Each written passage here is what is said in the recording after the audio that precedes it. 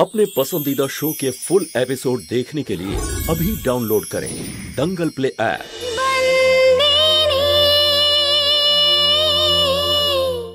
এই সেন্তুরি, নিজের স্বভাব বদলাতে পারলি না তাই তো? কিসের ভিত্তিতে রিপোর্ট করেছিলি? হ্যাঁ, প্রতিশোধ নিতে চাস তুই? এত রাগ জমে আছে তোর মাহিয়া বংশী পরিবারের ওপর?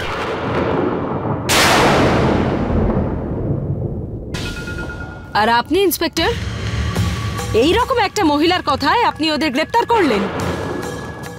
আপনি জানেন ও কে, ওর অতীত কি জানেন? এই বলে ফেল। আরে বল না, বল তুই কে, কোথায় ছিলি এত বছর, বল না বল। কি হলো, লজ্জা করছে? বল না। এই থানা পুলিশ এসব দেখে তোর পরিচিত লাগছে না? কিরে, বড় বড় চোর ডাকাত লুটেরা, ওদের তো এটা শ্বশুর বাড়ি, তোর কি বাপের বাড়ি? বল না। সবার বিরুদ্ধে বলার জন্য তো তোর জিভ একেবারে কুটকুট করে, তাহলে এখন কেন বলছিস না নিজের ব্যাপারে? বল না। ওর মুখ আর খুলবে না, কিন্তু সত্যিটা সবাই জানবে। আপনি জানেন ওকে? ও একজন খুনি। ও নিজের সৎ ছেলেকে খুন করে 10 বছর হাজতবাস করেছে। আর আপনি এরকম একটা খুনি মহিলার কথায় এদের দুজনকে গ্রেফতার করলেন। এরপর ভালো করে খেয়াল রাখবেন ইন্সপেক্টর, মাহিয়া বংশী পরিবারের কোনো সদস্যের বিরুদ্ধে কোনো কেস দেওয়ার আগে 10 বার ভাববেন যে আপনার সাক্ষী কতটা ধোয়া তুলসী পাতা।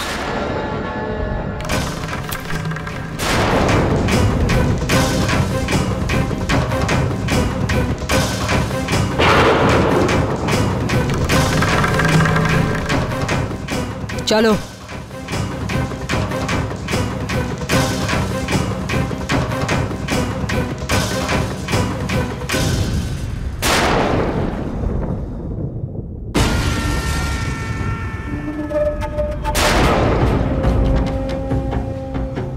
তুমি নিজেকে কি মনে করো? হ্যাঁ, আমার বিরুদ্ধে বয়ান দেবে আর আমি অপরাধী প্রমাণ হয়ে যাব? মুক্ত দাঁড়িয়ে আছি আমি। কি করলে তুমি? আমার মনে আছে একটা সময় আমাদের বলা হতো যে আমরা তোমায় মা বলে ডাকবো। এবার কি বলে ডাকবো তোমায়? হ্যাঁ, আজ আমায় হাতে নাতে ধরার সত্ত্বেও তুমি কিচ্ছু করতে পারলে না। তোমার অতীতের জন্য 10 বছর আগে অন্য কারোর প্রাণ বাঁচানোর জন্য তুমি নিজের প্রাণের ঝুঁকি নিয়েছিলে, আর সেই দোষারোপটাই আজীবন তোমার মাথার ওপর কলঙ্ক হয়ে লেগে থাকবে। বারণ করেছিলাম আমি তোমায়, বারণ করেছিলাম যে এসব করো না, নিজের প্রাণ অন্য কারোর জন্য বিপদে ফেলো না, কিন্তু তুমি তো আমার কথা শুনলে না। কি পেলে সব করে? এই যে কাজটা আমি করি না, হ্যাঁ, মেয়েদের বিক্রি করার ব্যবসা করতে হয়। পলিটিক্স, রাজনীতি, ক্ষমতার লড়াই, এটা নিজের প্রতিপত্তি বজায় রাখার জন্য এইসব ছোটখাটো কাজ করতে হয়। আর যদি করেও থাকি, কি ভুল করেছি আমি? ওই বাড়িতে কার কি যায় আসে যে আমি কি কাজ করি? যতদিন তুমি ছিলে সবাই একে অপরের ব্যাপারে ভাবনা চিন্তা করত, কিন্তু এখন কেউ কারোর দিকে মুখ তুলেও তাকায় না। তুমি এসেছিলে না, তুমি নিজের চোখেই তো দেখে গেলে সবাই যে যার আলাদা রুমে থাকে। মাহিয়া বংশী পরিবারের রান্না একসাথে হয়, কিন্তু কেউ একসাথে খেতে বসে না। এটা হলো আমাদের নতুন মাহিয়া বংশী পরিবার, মডার্ন মাহিয়া বংশী পরিবার। And you know what?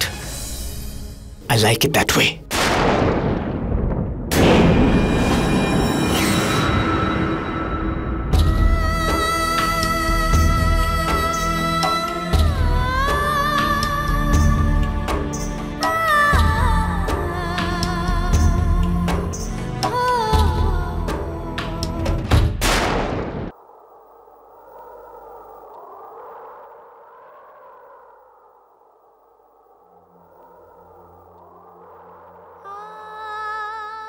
আপনি জানেন ওকে? ও একজন খুনি। ও নিজের সৎ ছেলেকে খুন করে 10 বছর হাজতবাস করেছে। আপনি জানেন ওকে? ও ও নিজের একজন সব খুনি। ছেলেকে খুন করে 10 বছর হাজতবাস করেছে।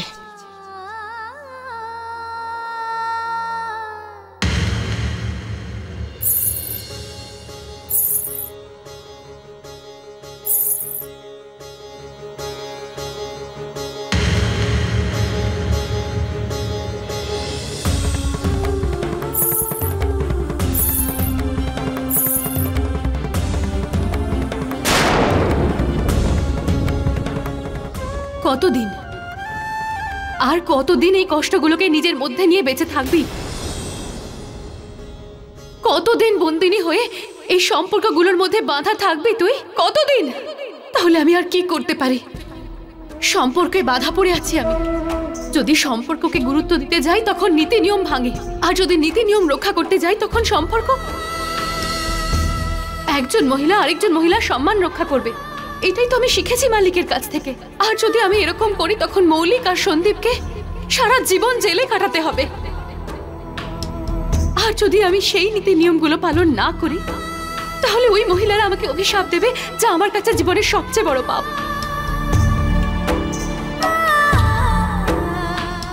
কাকে বেশি গুরুত্ব দেব? একদিকে আমার সম্পর্ক আর একদিকে নীতি নিয়ম। কি করব আমি?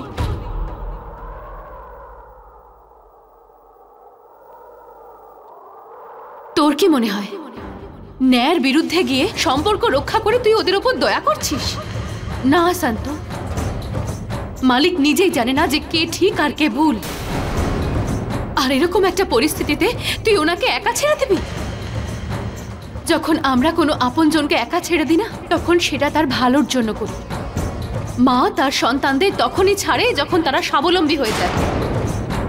মা কখনো তার সন্তানদের পড়ে যেতে দেয় না। কেমন মা তুই?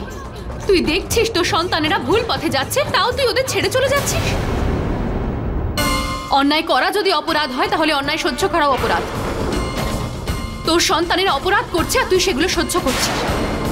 তোকে শক্ত হতে হবে সন্তু, নিজের সন্তানদের সঠিক পথ দেখানোর জন্য। এই সত্যিটা মালিকের সামনে তোকে নিয়ে আসতে হবে।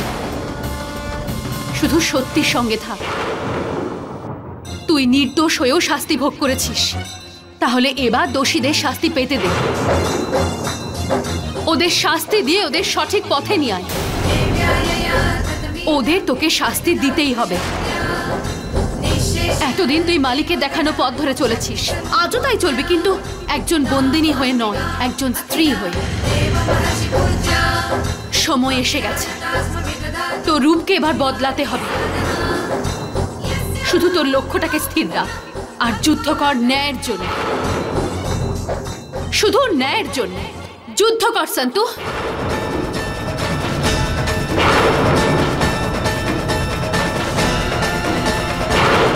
কতদিন বন্দিনী হয়ে সম্পর্কের বাঁধনে জড়িয়ে থাকবি তুই?